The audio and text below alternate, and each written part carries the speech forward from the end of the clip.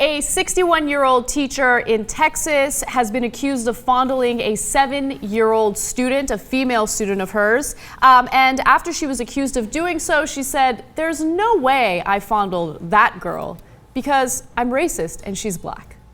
Oh, okay, well, that's a unique defense. I wouldn't have expected that to happen. So the detective who is handling this case said that she doesn't even like to touch black children on their head. She shies away from them when they try to hug her. She admitted to being prejudiced. And also a direct quote from Esther Irene Stokes is, "I'm not a pedophile, I'm a racist." Well, okay, terrific. Let's review this. She is a teacher? Mm-hmm. Okay, well, God bless. Yeah. And she's got black students.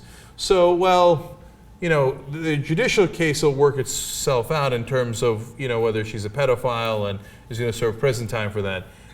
The case of whether she should continue to be hired seems to be resolved. Right. Now, she's already been fired, so, you know, thankfully she won't be employed by that school. Like, I'm hoping that she goes through a fair trial and they figure out what really happened. But the 7-year-old girl went home one day and told her mom, you know, the teacher told everyone to leave the classroom, and then she touched my private part outside of my clothing. Mm-hmm. So I don't know why a 7-year-old little girl would lie about something like that. But, you know, hopefully she stands a fair trial and we figure out what really happens. But that defense is the most ridiculous defense I've ever heard of in my entire life. Just because you're racist doesn't mean that's going to stop you from sexually assaulting someone.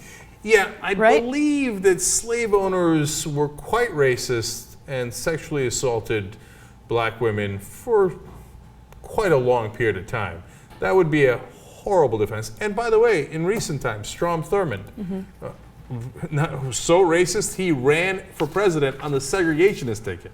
And then we found out right after he died, had a black child.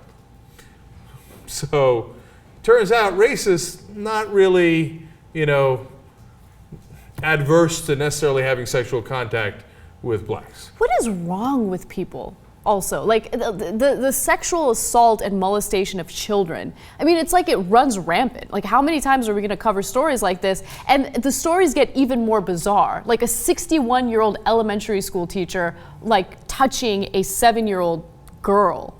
It just doesn't make it. I don't understand it.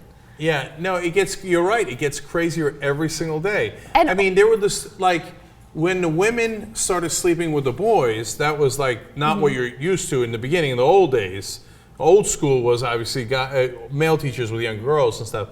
And then they started sleeping with each other. You remember the lesbian stories we did? And then they started sleeping with the students.